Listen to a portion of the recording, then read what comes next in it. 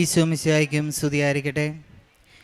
ഈ പുണ്യഭൂമിയിൽ എനിക്ക് വരാൻ സാധിച്ചതിനെ ഓർത്ത്, കാലുകുത്താൻ കഴിഞ്ഞതിനെ ഓർത്ത് ഞാൻ ഈശോപ്പയ്ക്കും അതുപോലെ തന്നെ അമ്മ മാതാവിനും ഞാൻ പ്രത്യേകം നന്ദി പറഞ്ഞുകൊള്ളുന്നു. ഞാൻ വരുന്നത് എറണാകുളം ആലുവരാപ്പുഴ നീർക്കോട് എന്ന് പറയുന്ന സ്ഥലത്തു നിന്നാണ് ഞാൻ വരുന്നത്. ഞങ്ങളുടെ ഇടവക സെൻറ്റ് ജോസഫ് നീർക്കോട് നിന്നാണ് വരുന്നത്. എൻ്റെ പേര് ജോസഫ്, അമ്മയുടെ പേര് ജോസ്ഫിൻ. ആദ്യത്തെ ഉടമ്പടിയിൽ തന്നെ ഞാൻ നിയോഗമായിട്ട് വെച്ചത് അമ്മച്ചിയുടെ ഡിസ്കിന് കംപ്ലൈൻറ്റ് മാറാൻ വേണ്ടിയിട്ടായിരുന്നു.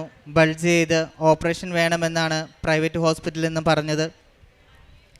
ഞങ്ങൾക്ക് സാമ്പത്തികമായിട്ട് അത്രയും ബുദ്ധിമുട്ടാണ്. അവിടെ നിന്ന് ഞങ്ങൾ ആയുർവേദ ഹോസ്പിറ്റലിലോട്ടാണ് പോയത്. അവിടെ ഉഴിച്ചിലും കാര്യങ്ങളും എല്ലാം ചെയ്തു. അപ്പോഴും ഞങ്ങൾക്ക് ഒരിതുപോലും ഞങ്ങൾക്ക് വ്യത്യാസം വന്നിട്ടുണ്ടായിരുന്നില്ല. ഒരു കുഞ്ഞുകുട്ടി എങ്ങനെയായിരുന്നു നടന്നുകൊണ്ടിരുന്നത് വെച്ചത് അതുപോലെയായിരുന്നു എൻ്റെ അമ്മ. ഇരിക്കാനും നിൽക്കാനും നടക്കാനും പറ്റാത്ത ഒരവസ്ഥയിലായിരുന്നു. മാതാവിൻ്റെ ഉടമ്പടി തൈലവും അതുപോലെ തന്നെ ഉപ്പും തേനും അമ്മയ്ക്ക് കൊടുക്കുമായിരുന്നു എല്ലാ ദിവസവും. പ്രാർത്ഥനയും അതുപോലെ തന്നെ 5:30 മണിക്കത്തെ പ്രാർത്ഥനയും സായാഹ്ന പ്രാർത്ഥനയും കൂടെ കൊണ്ടുപോയിരുന്നു. അതിൻ്റെ ഫലമായിട്ട് എൻ്റെ അമ്മച്ചിക്ക് നല്ലൊരു രോഗസൗഖ്യമാണ് കിട്ടിയിരിക്കുന്നത്. അമ്മച്ചിക്കിപ്പോൾ എനിക്കൊരു 1.5 വയസ്സുള്ള ഒരു കുട്ടിയുണ്ട്. ആ കുട്ടിയെ അമ്മ തന്നെയാണ് നോക്കുന്നത്. അറിയാമല്ലോ, 1.5 വയസ്സെന്ന് പറയുമ്പോൾ ഓടിക്കളിക്കുന്ന ഒരു പ്രായം. എടുത്തു വെച്ച് നടക്കണം. അത്രയും ഒട്ടും പറ്റാത്ത അമ്മയ്ക്ക് അതുവരെ ഇപ്പോൾ ചെയ്യാനായിട്ട് പറ്റുന്നുണ്ട്. അതിന് ഈശോപ്പയ്ക്കും അതുപോലെ തന്നെ അമ്മ മാതാവിനും ഒത്തിരി നന്ദി പറഞ്ഞുകൊള്ളുന്നു. അതുപോലെ തന്നെ എൻ്റെ ഒരു ദുശീലം ഉണ്ടായിരുന്നു. 16 വർഷമായിട്ട് നല്ലൊരു മദ്യപാനിയായിരുന്നു. അത് ഇവിടെ വന്ന് ഉടമ്പടി എടുത്തതിന് ശേഷം സ്വിച്ചിട്ട പോലെ ആയിരുന്നു. അത് നിന്നു. ഇവിടെ നിന്ന് ഇറങ്ങി അതിൽ നിന്ന് പൂർണ്ണമായിട്ടും എനിക്ക് മാറാനായിട്ട് കഴിഞ്ഞു. ഇപ്പോൾ ഇതുവരെയും ആ ഒരു ദുശീലത്തിലേക്ക് എനിക്ക് പോകാനായിട്ട് സാധിച്ചിട്ടില്ല. അതുപോലെ തന്നെ എൻ്റെ കുറേ കുറവുകളുണ്ടായിരുന്നു. അതെല്ലാം എനിക്ക് ഈ ഉടമ്പടി എടുത്തതിന് ശേഷം മാറ്റാൻ സാധിച്ചു. ഭയങ്കരമായിട്ട് ദേഷ്യപ്പെടുന്ന ഒരു വ്യക്തിയായിരുന്നു. എല്ലാവരോടും നല്ല സ്നേഹത്തോടുകൂടെ പെരുമാറാനായിട്ട് ഇപ്പോൾ സാധിക്കുന്നുണ്ട്. ആത്മാർത്ഥതയോടുകൂടെ ഓരോ കാര്യങ്ങൾ ചെയ്യുവാനായിട്ട് പറ്റുന്നുണ്ട്. അതുകൂടാതെ ഞങ്ങൾക്കൊരു ഷോപ്പുണ്ട്. അവിടെ സ്റ്റിച്ചിങ്ങിനായിട്ട് ഒരാളെ ഒരു ബൂട്ടിക്കായിട്ടാണ് നടത്തുന്നത്. ഹിന്ദിക്കാരനെ ഞങ്ങൾക്ക് ആവശ്യമാണ്. അത് ഞാനൊരു നിയോഗത്തിൽ വെച്ചു. ഫസ്റ്റ് ഉടമ്പടിയിൽ തന്നെയാണ് ഞാൻ വെക്കുന്നത്. ഹിന്ദിക്കാരനെ വേണമെന്ന് ഞാൻ പ്രാർത്ഥിച്ചു. അതെനിക്ക് കിട്ടി. നല്ലൊരു ഡിസൈനർ ഷോപ്പായിട്ട് എനിക്ക് ചെയ്യാനായിട്ട് എനിക്ക് സാധിച്ചു. ഏത് മോഡൽ കൊടുത്താലും നല്ല രീതിയിൽ തന്നെ സ്റ്റിച്ച് ചെയ്ത് ഞങ്ങൾക്ക് നൽകും. അതും ഞാൻ ഈ പറഞ്ഞ പോലെ അമ്മച്ചിയുടെ രോഗസൗഖ്യവും അതുപോലെ തന്നെ എൻ്റെ ഈ സ്റ്റിച്ചിങ്ങിൻ്റെ കാര്യങ്ങളും എല്ലാവരും ഡേറ്റ് ഇട്ട് പ്രാർത്ഥിക്കുന്നുണ്ട്. എന്താണ് ഈ ഡേറ്റ് എന്നറിയാതെ ഞാനും ഒരു പരീക്ഷണം എന്ന രീതിയിൽ ഞാനും വെച്ചു. ഏപ്രിൽ 12 അതായത് 2025 ഏപ്രിൽ 12 എൻ്റെ അമ്മ പള്ളിയിൽ പോകണം. ഞങ്ങളുടെ അടുത്ത് തന്നെ ചാപ്പലുണ്ട്. ആ ചാപ്പലിൽ നടന്നു പോകണം എന്നായിരുന്നു ആദ്യത്തെ എൻ്റെ നിയോഗം. ഡേറ്റ് ഇട്ട് വെച്ചപ്പോൾ അത് കഴിഞ്ഞ് ഇടവക പള്ളിയിൽ പോയി കുർബാന സ്വീകരിക്കണം. അത് കഴിഞ്ഞാൽ ഈസ്റ്ററാണ്. 12-ാം തീയതി കഴിഞ്ഞ് കഴിയുമ്പോൾ നല്ല ഭക്ഷണങ്ങൾ കഴിക്കണം എന്നുള്ള രീതിയിലായിരുന്നു. ഞങ്ങൾ കഴിക്കുന്നതിനോടൊപ്പം തന്നെ അമ്മയ്ക്കും കഴിക്കാൻ പറ്റണം എന്നായിരുന്നു എൻ്റെ നിയോഗത്തിൽ വെച്ചത്. അത് കഴിഞ്ഞ് ഏപ്രിൽ 12 മുമ്പായിട്ട് ഞങ്ങൾക്കൊരു സ്റ്റിച്ചിങ് മാസ്റ്ററെ ഞങ്ങൾക്ക് കിട്ടണം എന്നായിരുന്നു. ഞങ്ങൾക്ക് സ്റ്റിച്ച് ചെയ്ത് തന്നുകൊണ്ടിരുന്നത് വെച്ചത് ഞങ്ങളുടെ കസിൻസ് ആയിരുന്നു. അവരൊരു ബുദ്ധിമുട്ട് പറഞ്ഞു. ബുദ്ധിമുട്ടായിട്ടല്ല, അവർക്ക് കിട്ടുന്ന വർക്ക് അവർക്ക് പെൻഡിങ് വെക്കാൻ പറ്റില്ല.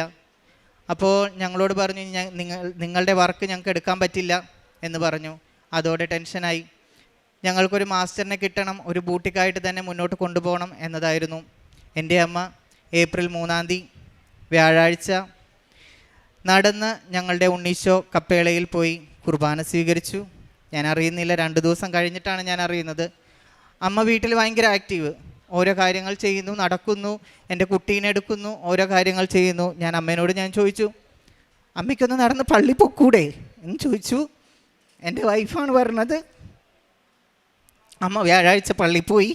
നടന്ന് തന്നെയാണ് അമ്മ പള്ളിയിൽ പോയത്. ഭയങ്കര സന്തോഷമായി എനിക്ക്. അപ്പോൾ തന്നെ ഞാൻ നന്ദി പറഞ്ഞു ഈശോയ്ക്കും അമ്മ മാതാവിനും ഒത്തിരി നന്ദി പറഞ്ഞു. അതുപോലെ തന്നെ രണ്ടാമത്തേതായിട്ട് വെച്ചത് ഞങ്ങളുടെ ഇടവക പള്ളിയിൽ പോകണം എന്നായിരുന്നു. എൻ്റെ അപ്പച്ചനും അമ്മച്ചിയും ഒരുമിച്ച് സ്കൂട്ടറിന് പള്ളിയിൽ പോയി.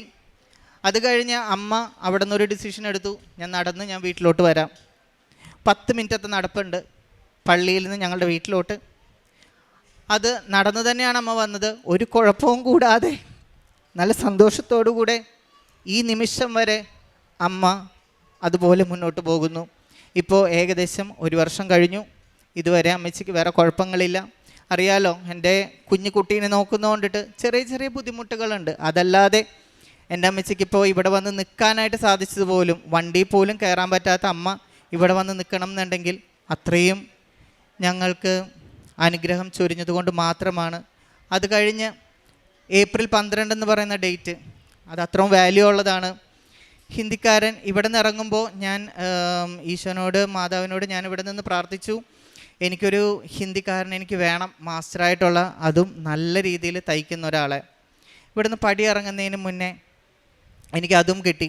അത് കിട്ടാനായിട്ടുള്ള കാര്യം, എൻ്റെ വൈഫ് ഒക്ടോബറിൽ ഡെലിവറി ആവുകയാണ്. ആ ടൈമിൽ ആ സമയത്താണ് ഞങ്ങളോട് ഈ ഒരു കാര്യങ്ങളെല്ലാം ഞങ്ങളോട് പറയുന്നത്, സ്റ്റിച്ചിങ്ങിൻ്റെ ആൾ കിട്ടത്തില്ല, നിങ്ങൾ വേറെ ആളെ നോക്കണം എന്നൊക്കെ പറഞ്ഞത്. ടെൻഷനായിരുന്നു. ഒക്ടോബർ മാസത്തിൽ ഞങ്ങൾക്കൊരു ഹിന്ദിക്കാരൻ്റെ കോള് വന്നു. ആ സമയത്ത് ഞങ്ങൾ അവരോട് പറഞ്ഞു, ഞങ്ങൾക്ക് വേണ്ട ഹിന്ദിക്കാരൻ, ഞങ്ങൾക്ക് സ്റ്റിച്ചിങ് ചെയ്ത് തരാൻ പറ്റില്ല എന്ന് പറയുന്നത് ഏപ്രിൽ 1 കൂടെയാണ് ഞങ്ങൾക്ക് ചെയ്തു തരാൻ പറ്റില്ല എന്ന് പറയുന്നത്. ഞങ്ങൾക്ക് ഇതിന് മുന്നേ 2025 ഒക്ടോബറിലാണ് ഞങ്ങൾക്കൊരു ഹിന്ദിക്കാരൻ്റെ ഫോൺ വരുന്നത്, നിങ്ങൾക്ക് സ്റ്റിച്ചിങ്ങിന് ആളെ വേണോ? ഞങ്ങൾ പറഞ്ഞു ഇത്രയും ബാധ്യത എടുത്ത് ഞങ്ങൾക്ക് വെക്കാൻ പറ്റില്ല. ഞങ്ങൾ പറഞ്ഞു വേണ്ട. അത് കഴിഞ്ഞിട്ട് സ്റ്റിച്ചിങ്ങിനായിട്ടുള്ള ഒരാളെ നോക്കാനായിട്ട് ഞാനിവിടെ വന്ന് പ്രാർത്ഥിക്കുന്നത്, ഉടമ്പടി എടുത്തതിന് ശേഷം മാർച്ച് ലാസ്റ്റോടുകൂടിയാണ് ഞാനിവിടെ വന്നിട്ട് വീണ്ടും ഞാൻ പ്രാർത്ഥിക്കുന്നത്. ഉടമ്പടിയിൽ വെച്ചിട്ടുണ്ട്. അതുകൂടാതെ ഞാനിവിടെ വന്ന് ഞാൻ പ്രാർത്ഥിച്ചു. മാർച്ച് 29 ഞാനിവിടെ നിന്ന് ഇറങ്ങുന്നതിന് മുന്നേ വൈഫ് അത് നോക്കി, കോൺടാക്ട്സ് ലിസ്റ്റിൽ നോക്കി. അറിയാമല്ലോ, ഏകദേശം ഒക്ടോബർ എന്ന് പറയുമ്പോൾ ഏപ്രിൽ മുതൽ ഈ ഒരു സമയം എന്ന് പറഞ്ഞാൽ കോൺടാക്ട് ലിസ്റ്റിൽ നിന്ന് നമുക്കത് ആ നമ്പർ കിട്ടാൻ ഒത്തിരി പ്രയാസമാണ്. ഒരു 5 മാസത്തിന് മുന്നേ നോക്കുക എന്നൊക്കെ പറയുന്നത്. പക്ഷേ ആ സമയത്ത് ഞങ്ങൾക്ക് ആ കോൺടാക്ട് ലിൻസിൽ നിന്ന് ആ നമ്പർ ഞങ്ങൾക്ക് കിട്ടി. ഇവിടെ നിന്ന് ഇറങ്ങുന്നതിന് മുന്നേ എന്നെ വൈഫ് ഇങ്ങോട്ട് വിളിച്ചിട്ടാണ് പറഞ്ഞത്, ഹിന്ദിക്കാരൻ്റെ കോൺടാക്ട് നമ്പർ കിട്ടി എന്ന് പറഞ്ഞു. അതൊരു പോസിറ്റീവായിട്ട് ഞങ്ങളെടുത്തു. അതുകൂടാതെ അവരെ ഞങ്ങൾ വിളിച്ചു. ഏപ്രിൽ ഒരു 9-ാം തീയതി വേറൊരു ഹിന്ദിക്കാരൻ നമ്പർ ഞങ്ങൾക്ക് കിട്ടിയിട്ട് ഞങ്ങൾ സംസാരിച്ചു. ആ സമയത്ത് ഞാൻ പറഞ്ഞു, ഞങ്ങൾക്ക് 12-ാം തീയതി തുടങ്ങാനുള്ളതാണ്, എപ്പോൾ വരാൻ പറ്റും എന്ന് ചോദിച്ചു. 10-ാം തീയതി ഇവിടെ വരാമെന്ന് പറഞ്ഞു. 11-ാം തീയതി കൺഫേം 10-ാം തീയതി കൺഫേം ചെയ്തു. 11-ാം തീയതി ഇവിടെ എത്തും. 12-ാം തീയതി നമുക്ക് സ്റ്റാർട്ട് ചെയ്യാമെന്ന് പറഞ്ഞു. അങ്ങനെ അച്ഛനോട് പറഞ്ഞു. അച്ഛൻ കറക്റ്റ് ഏപ്രിൽ 12-ന് വെഞ്ചിരിപ്പ് ബ്ലെസ് ചെയ്തു, സ്റ്റാർട്ടും ചെയ്തു. ഞങ്ങൾ ഇപ്പോൾ സ്റ്റിച്ചിങ് തുടർന്നുകൊണ്ടിരിക്കുന്നു. പിന്നെ അതുകൂടാണ്ട് സാമ്പത്തികമായിട്ടുള്ള ബുദ്ധിമുട്ട് ഞാനിവിടെ പറഞ്ഞിട്ടുണ്ടായിരുന്നു. എനിക്ക് ജോലി ഇല്ലായിരുന്നു. അമ്മയ്ക്കും വൈഫും പ്രഗ്നൻ്റ് ആയ ഒരു സമയമായിരുന്നു. ആ സമയത്ത് എനിക്ക് ജോലിയില്ലാതെ ഞാനായിരുന്നു കട നോക്കിക്കൊണ്ടിരുന്നേച്ചത്. ആ സമയത്ത് വേറൊരു വരുമാനം എന്ന് പറയാനായിട്ടില്ല. ഞങ്ങൾക്ക് ഭയങ്കര ബുദ്ധിമുട്ട്, ഹോസ്പിറ്റൽ കേസ് കാര്യങ്ങൾ ഇങ്ങനെ പോകുന്നു. ഞാനൊരു റെയ്ബാൻ്റെ ഷോറൂമിലാണ് വർക്ക് ചെയ്തുകൊണ്ടിരുന്നേച്ചത്. നല്ല സാലറിയോട് കൂടെയാണ്. അവിടെ ചെറിയൊരു ബുദ്ധിമുട്ടൊക്കെ ഉണ്ടായിട്ട് ഞാൻ അവിടെ നിന്ന് ഇറങ്ങി. ഞാൻ മാതാവിൻ്റെ അടുത്ത് വന്ന് ഞാൻ പ്രാർത്ഥിച്ചു, ഇതുപോലെ തന്നെ, മാതാവേ, എനിക്ക് സാമ്പത്തികമായിട്ട് ഭയങ്കര ബുദ്ധിമുട്ടുണ്ട്. അത് നിയോഗത്തിൽ വെച്ച കാര്യമല്ല, ഞാനിവിടെ അൾത്താരയിൽ വന്നിട്ടാണ് ഞാൻ പറയുന്നത്. സാമ്പത്തികമായിട്ട് അത്രയും ബുദ്ധിമുട്ടുണ്ട്. എനിക്ക് ഒരു ജോലി വേണം. അതും എനിക്ക് വേറൊരു ഷോപ്പിലേക്ക് എനിക്ക് വേണ്ട, ഞാൻ നേരത്തെ വർക്ക് ചെയ്തിരുന്ന സെയിം ഷോപ്പിലോട്ട് തന്നെ വേണം. അത് കിട്ടാൻ വളരെ പ്രയാസമാണ്. പക്ഷേ മാതാവിൻ്റെ മധ്യസ്ഥം പ്രകാരം എനിക്ക് അവിടെ തന്നെ എനിക്ക് ജോലി കിട്ടി. ഇവിടെ നിന്ന് പ്രാർത്ഥിച്ചു പോയി. 2 ആഴ്ച കഴിഞ്ഞപ്പോൾ അവിടെ നിന്നേച്ച കുട്ടി എന്നെ വിളിച്ചു, ചേട്ടാ എവിടെയെങ്കിലും കയറിയോ? ഞാൻ പറഞ്ഞു, ഞാൻ ഒരു സ്ഥലത്തും കയറിയിട്ടില്ല എന്ന് പറഞ്ഞു. അവർ ചോദിച്ചു, ഇങ്ങോട്ട് വരാനായിട്ട് താല്പര്യമുണ്ടോ? എനിക്ക് വരാൻ താല്പര്യമുണ്ട്. അങ്ങനെ സാറായിട്ട് കോൺടാക്റ്റ് ചെയ്തു. ജൂൺ 16 മുതൽ എനിക്ക് അവിടെ വീണ്ടും ജോയിൻ ചെയ്യാൻ പറ്റി. ഇപ്പോൾ കുഴപ്പമില്ലാത്ത രീതിയിൽ ഞാൻ ജോലിയിൽ പോകുന്നു. റെയ്ബാൻ്റെ ഷോറൂമിൽ തന്നെ, സെയിം കമ്പനിയിൽ തന്നെ ജോലിക്കായിട്ട് ഞാൻ പോകുന്നു. പിന്നെ ആത്മീയമായിട്ട് വളരുവാനാണെങ്കിൽ ഉടമ്പടി എടുത്തതിൽ പിന്നെ എല്ലാ ദിവസവും പള്ളിയിൽ പോകാനായിട്ട് സാധിക്കുന്നുണ്ട്, പരിശുദ്ധ കുർബാനയിൽ പങ്കുകൊള്ളുവാനും. ആകെ ഒരു പനിയോ അങ്ങനെയുള്ള കയ്യിലെണ്ണാവുന്ന ദിവസങ്ങൾ മാത്രമാണ് പള്ളിയിൽ പോകാതിരിക്കുന്നത്. ഈ ഒരു വർഷമായിട്ട് എനിക്ക് പള്ളിയിൽ എനിക്ക് പരിശുദ്ധ കുർബാന സ്ഥിരം കൈക്കൊള്ളുവാനായിട്ട് എനിക്ക് സാധിക്കുന്നുണ്ട്. അതുപോലെ തന്നെ പ്രേക്ഷിത പ്രവർത്തനമായിട്ട് ഇവിടെ നിന്ന് കിട്ടുന്ന പത്രം ഞാൻ റോഡരികിൽ പോയിട്ടാണ്, എറണാകുളം സിറ്റിയിൽ തന്നെ പോയിട്ടാണ് ഞാൻ പോയി കൊടുക്കുന്നത്. അതുപോലെ തന്നെ പള്ളികളിൽ പത്രം ഉപേക്ഷിച്ച് പോകുന്നവരുടെ പത്രങ്ങൾ കളക്ട് ചെയ്ത് അതും ഞാൻ കൊടുത്തു പോകാറുണ്ട്. കാരുണ്യപ്രവൃത്തിയായിട്ട് വഴിയരികിൽ നിൽക്കുന്നവർക്ക് ഭക്ഷണം ഞാൻ കൊടുത്തിട്ടുണ്ട്. പ്രേക്ഷിത പ്രവർത്തനം ചെയ്യുന്ന സമയത്ത്, അതായത് പത്രം കൊടുക്കുന്ന സമയത്ത് എൻ്റെ അടുത്ത് 2-3 പേര് ചോദിച്ചിട്ടുണ്ട്, നിനക്കൊന്നും വേറെ പണിയില്ലേ എന്നൊക്കെ. ആ സമയത്ത് പോലും പുഞ്ചിരിയോടുകൂടെയാണ് അത് സ്വീകരിച്ചത്. അതുപോലെ തന്നെ പിന്നെ കാരുണ്യപ്രവൃത്തിയായിട്ട് ചെയ്യുന്നത് വൃദ്ധസദനത്തിൽ പോയി അപ്പൂപ്പന്മാരുടെയും അമ്മൂമ്മമാരുടെയും അവിടെ പോയി ക്ലീനിങ്ങും അവരായിട്ട് സന്തോഷത്തോടുകൂടെ സംസാരിക്കുവാനും എല്ലാം സാധിച്ചു. അതുകൂടാതെ എനിക്ക് കിട്ടുന്ന ശമ്പളത്തിൽ നിന്ന് 1% എനിക്ക് പാവപ്പെട്ടവർക്കായിട്ട് കൊടുക്കുവാനായിട്ട് എനിക്ക് സാധിക്കുന്നുണ്ട്. അതുകൂടാതെ എൻ്റെ മുന്നിൽ കൈ നീട്ടുന്നവർക്ക്, എൻ്റെ കയ്യിൽ ചിലപ്പോൾ ഒന്നും ഉണ്ടാവത്തില്ല, ചിലപ്പോൾ 10 രൂപയായിരിക്കും, ആ 10 രൂപയാണെങ്കിലും സ്നേഹത്തോടു കൂടി അവർക്ക് കൊടുക്കുവാനായിട്ട് എനിക്ക് സാധിക്കുന്നുണ്ട്. അതെല്ലാം എനിക്ക് ലഭിച്ചത് ഈ പരിശുദ്ധമായ സ്ഥലത്ത് വന്നതിന് ശേഷമാണ്. ഇതിനു മുന്നേ എൻ്റെ ഒരു ജീവിതം എന്ന് പറയുന്നത് വളരെ മോശമായിരുന്നു. ഇവിടെ വന്നതിന് ശേഷമാണ് വളരെയേറെ മാറ്റങ്ങളും കാര്യങ്ങളും എല്ലാം സാധിച്ചത്. അതിനെ ഓർത്ത് പരിശുദ്ധ അമ്മയ്ക്കും തിരുകുമാരനും ഒത്തിരിയേറെ നന്ദി പറഞ്ഞുകൊള്ളുന്നു. യെശയ്യാ പ്രവാചകൻ്റെ പുസ്തകം 65-ാം അധ്യായം 24-ാം തിരുവചനം.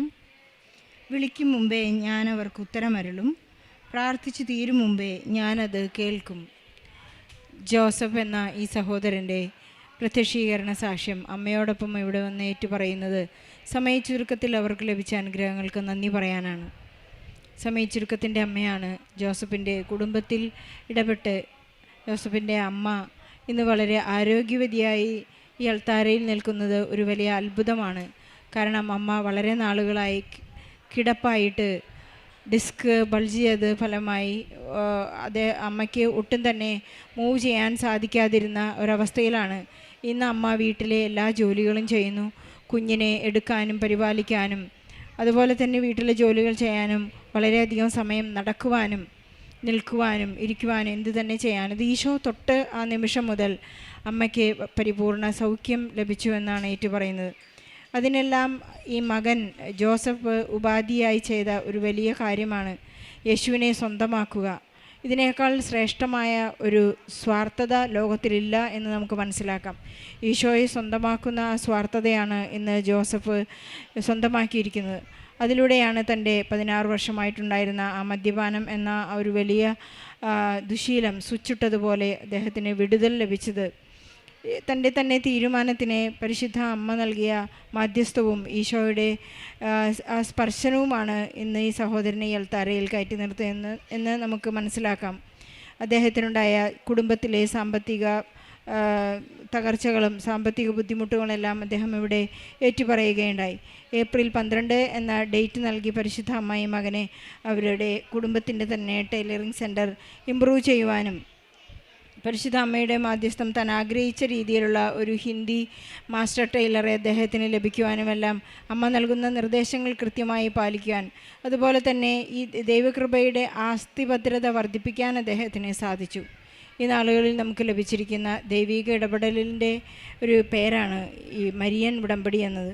അദ്ദേഹത്തിന് അത് വളരെ കൃത്യമായിട്ട് വർദ്ധിപ്പിക്കാനും ജോലിയിലേക്ക് തിരിച്ചു വിളിക്കും എന്നുള്ള വലിയ പ്രത്യാശ അദ്ദേഹത്തിന് ലഭിച്ചത് ഈ ഉടമ്പടിയിലൂടെയാണ്. അദ്ദേഹത്തിൻ്റെ ജോലി നഷ്ടപ്പെട്ടു. അവിടെ ഉണ്ടായിരുന്നുള്ള അസ്വസ്ഥതകൾ മൂലം ഒരു നല്ല ജോലി ഉണ്ടായിരുന്നു, ഉപേക്ഷിച്ചു പോന്നു. പിന്നെ ഇനി എന്ത് എന്ന് പരിശുദ്ധ അമ്മയോട് ചോദിക്കുമ്പോൾ അമ്മ ഈ മകൻ്റെ പ്രാർത്ഥന കേട്ട് വിളിക്കും മുമ്പേ ഉത്തരം നൽകിയ ഒരു പ്രാർത്ഥനയാണിത്. 2 ആഴ്ചയ്ക്കുള്ളിൽ അദ്ദേഹത്തെ ആ ഷോപ്പിലേക്ക് തന്നെ തിരിച്ചു വിളിച്ച് നല്ല ജോലി നൽകി. അദ്ദേഹത്തെ അനുഗ്രഹിച്ചതായി അങ്ങനെ ഒരുപാട് ചെറുതും വലുതുമായ അനുഗ്രഹങ്ങൾ അവരുടെ കുടുംബത്തിനുണ്ടായിട്ടുണ്ട്. നമുക്കറിയാവുന്നതുപോലെ പഴയ നിയമത്തിലെ അഹറോൻ്റെ വടി തളർത്തത് അതൊട്ടും സാധ്യതയില്ലാത്തതാണ്. ഉടമ്പടി ചെയ്യുമ്പോൾ ഓരോ മക്കൾക്കും അഹ്റോൻ്റെ വടി തളർത്തതുപോലെ അതിൽ ഇലകളും കായ്കളും പൂക്കളും ഉണ്ടാകുവാനും നമ്മുടെ ജീവിതത്തെ നോക്കി നമുക്ക് ഫ്യൂച്ചറിനെ നോക്കി പുഞ്ചിരിക്കാൻ സാധിക്കുന്നത് വചനത്തിൽ അധിഷ്ഠിതമായ ഒരു ജീവിതം കൊണ്ടാണ് നമുക്ക് മനസ്സിലാക്കാം. ഒരു പുണ്യം പൂക്കുന്ന ഒരു ആത്മീയ വസന്തം നമ്മുടെ ജീവിതത്തിലേക്ക് വരുന്നത് ഉടമ്പടിയിലൂടെയാണ്. ഉടമ്പടിയിലൂടെ നാം ചുവട് വെച്ച് അതിനെ നനച്ച് നട്ടു വളർത്തുമ്പോൾ നമ്മുടെ വചനം നമ്മിൽ അറിയാതെ പുഷ്പിക്കുകയും വചനം ഫലം പുറപ്പെടുവിക്കുകയും സ്നേഹം എന്താണെന്ന് മറ്റുള്ളവർക്ക് നൽകുവാനും സ്വയം ആസ്വദിക്കുവാനും അനുഭവിക്കുവാനും സാധിക്കുന്നത് ഈ ഉടമ്പടി ജീവിതത്തിലൂടെയാണ്. ജോസഫിനും കുടുംബത്തിനും ലഭിച്ച അനുഗ്രഹങ്ങൾക്ക് നന്ദി പറയുന്നതോടൊപ്പം സമാനമായ ജോലിയില്ലാതെ രോഗാവസ്ഥയിൽ കഴിയുന്ന എല്ലാ കുടുംബങ്ങളുടെയും നിയോഗങ്ങളെ സാക്ഷ്യത്തോട് ചേർത്ത് വെച്ച് ഈശോയ്ക്കും പരിശുദ്ധ അമ്മയ്ക്കും നല്ല ഒരു കയ്യടി നൽകി സാക്ഷി നമുക്ക് സമർപ്പിക്കാം. അത്യപൂർവ ദൈവാനുഭവങ്ങൾ ഇനി നിങ്ങൾക്കും സ്വന്തം. ഈ യൂട്യൂബ് ചാനൽ ഇതുവരെ സബ്സ്ക്രൈബ് ചെയ്തിട്ടില്ലെങ്കിൽ ഇപ്പോൾ തന്നെ സബ്സ്ക്രൈബ് ചെയ്യുക.